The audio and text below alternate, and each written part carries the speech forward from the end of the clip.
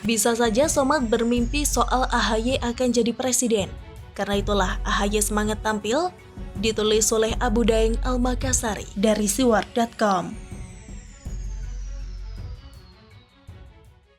Melihat foto mereka berdua, AHY dan Abdul Somad, mengingatkan saya pada sosok Prabowo yang pernah diramal oleh Abdul Somad. Dan percakapan itu disiarkan secara khusus di TV One, sebuah stasiun TV yang enggan memberitakan kronologis penangkapan Nia dan Ardi terkait syabu-syabu baru-baru ini, tapi yang ditayangkan adalah pembelaan pengacara keduanya. Begitulah manusia itu sering subjektif dan amat jarang yang objektif. Tidak banyak manusia yang mengaku salah kecuali terpaksa. Misalnya menghina presiden yang sudah dibekuk barulah mau minta maaf. Itu pun rasa-rasanya sih terpaksa. Karena kalau tidak dibekuk, ya permintaan maaf itu gak akan pernah ada. Iya kan? Demikian halnya Ibas dan AHY yang saat ini lagi gencar-gencarnya mencari kesalahan pemerintah saat ini, padahal hampir semua orang Indonesia tahu betul bagaimana kinerja bapaknya. Paling ganteng adalah proyek Hambalang yang mangkrak, sudah menjadi sarang jin dan hantu-hantu yang tidak kasat mata kali ya. Hehehe. Padahal kalau proyek Hambalang itu kelar dan bisa digunakan saat pandemi ini, bisa difungsikan dengan baik dalam menangani pasien COVID. Bisa berfungsi seperti Wisma Atlet kan? Jadi tidak banyak orang yang mau melihat diri sendiri. Cenderung mereka melihat keluar lalu merasa dirinya sudah paling sempurna. Orang yang menghina presiden itu merasa dirinya paling benar dan sok bisa mengatasi banyak masalah. Tapi begitu orang itu jadi presiden, bisa-bisa amburadul. Nah, subjektif atau penilaian sempit seperti itulah yang menyebabkan terlalu banyak suara atau asbun alias asal bunyi. Orang yang kritis itu diperlukan, tapi syaratnya menyertakan kecerdasan dan analisis yang bagus, bukan kayak bocil BEM UI yang terjadi beberapa waktu lalu. Selain kecerdasan, juga kebijakan dan pengalaman yang mumpuni bisa menjadi landasannya. AHY belum pengalaman jadi gubernur, apalagi kepala negara, kecuali bapaknya saja, dan itu pun ada banyak kasus yang menjadi tanda tanya dan mungkin perlu dibuka kembali pada waktu bapaknya menjadi kepala negara. AHY bahkan jadi lurah saja belum, tapi karena peponya lah, ia bisa menjadi ketua umum partai. Itu pun banyak kadernya yang geram sampai muncul Demokrat tandingan. Dan partai ini sudah bukan rahasia lagi, adalah partai keluarga. Maka elit Demokrat yang membela AHY bukanlah berjuang demi rakyat, tapi demi klan Yudhoyono. Tapi lucunya, iklan AHY dan timnya ini mengatasnamakan rakyat. Rakyat yang mana yang mereka bela? 10 tahun berkuasa dan meninggalkan banyak masalah termasuk proyek Hambalang. Apakah ini bisa dibilang merakyat? Mobil internet yang waktu itu dipegang kader PKS pun mandek.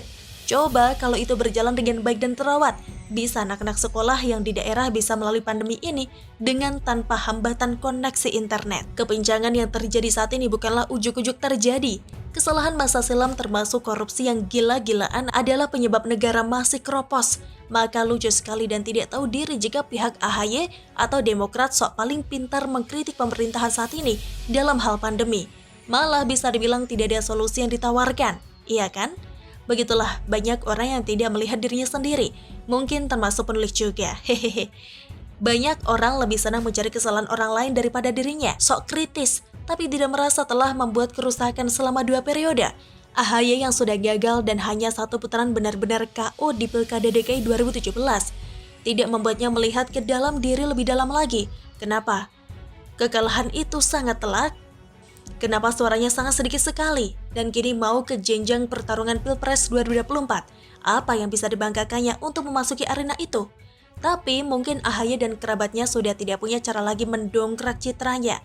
Setelah 10 tahun membuat negara hampir ambruk, maka sulit mengukir nilai yang lebih bisa dipercaya masyarakat luas, yang mana hanya para penjilat dan berideologi ABS atau asal bapak senang. Sistem atau cara yang digunakan tim Prabowo Sandi pada Pilpres sebelumnya bisa dibilang brutal. Hoax dan fitnah sudah menjadi bagian serangan wajib. Nah, jangan-jangan sih cara ini masih diadopsi tim Demokrat, sehingga caranya mengkritik ngasal saja. Sangat sulit memang kalau seseorang punya banyak kesalahan masa lalu tapi ingin tampil seperti orang yang paling benar atau orang yang paling bisa diandalkan. Dan sungguh bangsa ini bisa sangat terbelakang jika masih mau memilih sesuatu yang sudah diketahui buruk. Sudah tahu buah busuk, tapi tetap mengambilnya. Bukankah ini sudah tidak sejalan akal sehat kan? Jadi percuma saja sih kualitas oposisi yang perankan AHY dan sekutunya. Upaya kritik yang dilontarkannya tidak memberikan substansi atau solusi. Yang ada hanya upaya politisasi dari keadaan susah seperti ini. Atau apakah tim AHY membaca keadaan ini bahwa masyarakat yang sudah serba susah dan panik, maka sulit mengedepankan nalar, malah mengedepankan emosi sehingga mudah chaos, lalu AHY dan timnya tampil supaya emosi warga itu bisa ditampungnya dan dimanfaatkannya, semua demi kekuasaan belaka saja. Ataukah Somad mendatangi AHY lalu bilang lagi bermimpi bahwa banyak rakyat yang menginginkannya jadi presiden, sehingga AHY begitu percaya diri dan semangat melontarkan sok kritikan yang tak solutif. Karena mimpi Somad ini bisa jadi rayuan dahsyat demi menyenangkan seorang politisi yang mungkin mau berdonasi atau berinfak gitu. Sungguh kasihan umat yang mengandalkan penceramah yang tidak bisa dipegang omongannya. Semoga masih banyak warga yang sedang mengalami masa krisis ini masih bisa berpikir jernih sehingga tidak mendukung orang yang hanya mementingkan kekuasaan daripada mementingkan kedaulatan negara dan kesejahteraan bangsa. Bagaimana menurut Anda?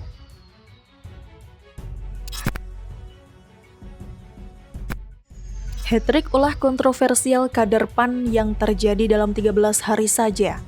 Ditulis oleh Widodo SP dari siwar.com.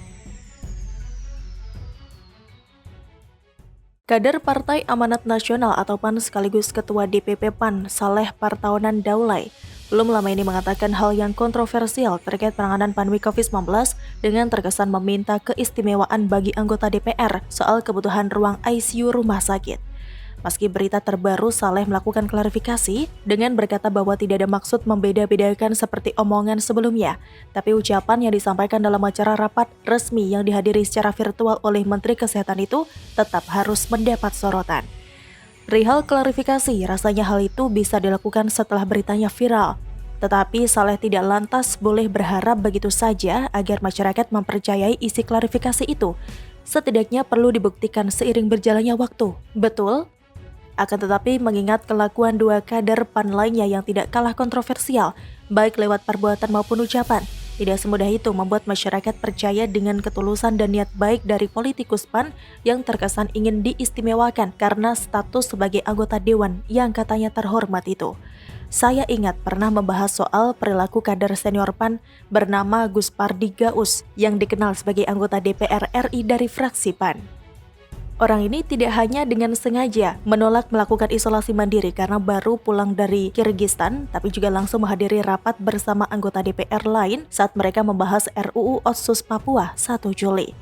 Berikutnya, ada Wasekjen DPP PAN Roselyn Rumaseu yang dengan jelas menyebut soal permintaan adanya rumah sakit khusus untuk pejabat ketika menjadi pembicara webinar pada Rabu 7 Juli atau selang 6 hari saja setelah koleganya sesama kader PAN melakukan tindakan kontroversial seperti diuraikan tadi.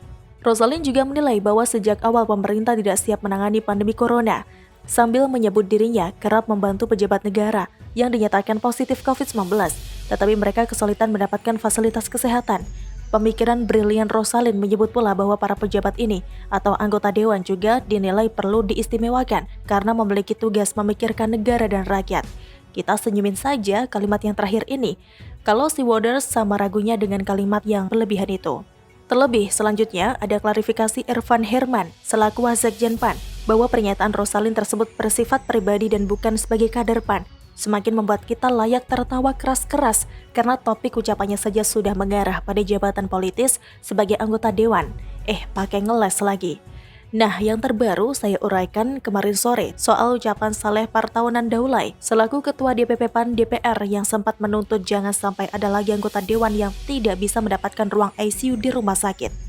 Ucapan Saleh pun tidak disampaikan di warung angkringan atau warmindo sebagai obrolan ringan saja, tapi terlontar saat rapat Komisi 9 pada Selasa 13 Juli, seperti bisa si Waters saksikan di akun YouTube DPR RI.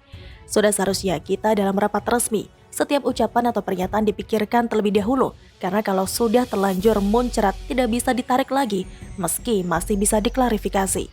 Bila perlu dilakukan di pengadilan biar lebih seru, betul? Silakan simak berita dan kronologi selengkapnya dari sumber berita di bagian akhir tulisan ini. Terus, jika dicermati dari kronologis terjadinya, perilaku kontroversial 3 kader PAN tadi hanya terjadi dalam kurun waktu 13 hari, tepatnya antara 1 sampai 13 Juli 2021. Mengejutkan atau biasa saja? Entah kebetulan atau disengaja, kita tidak tahu persis. Sebaiknya kita tidak suuzon dulu, meski tidak bisa menepis atau melarang kalau ada masyarakat berpikiran ada indikasi disengaja. Kecuali Gus Pardi, saya melihat ucapan Rosalin dan Saleh sebagai reaksi responsif saja sih. Karena mendapati kenyataan ada kolega dan keluarga harus berpulang di tengah kondisi rumah sakit yang terbilang full booked di mana-mana, yang berpadu dengan kebiasaan minta diistimewakan, seperti anggapan yang sudah terlanjur ada di benak masyarakat awam. Bagaimana menurut Anda soal 3 perilaku dari kader PAN di atas? 3 kali alias hat-trick dalam 13 hari saja. Kalau boleh saya pinjam istilah sepak bola. Kira-kira tindakan mereka spontan atau disengaja nih? Begitulah kura-kura. Bagaimana menurut Anda?